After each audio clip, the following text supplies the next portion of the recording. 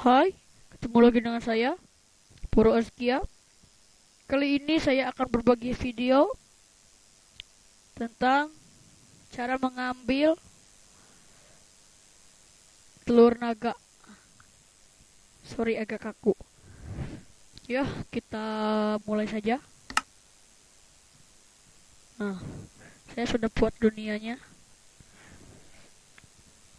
Nah, dan saya sudah membuat portalnya.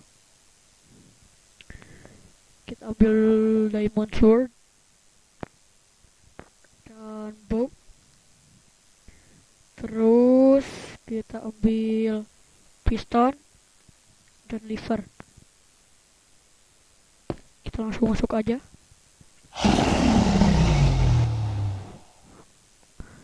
Nah, tadi saya sudah nyerang dulu naganya sebelum saya membuat video biar cepat.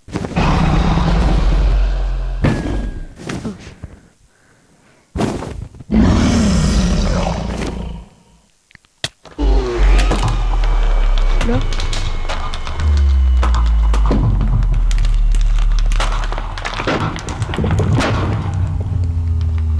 Wih.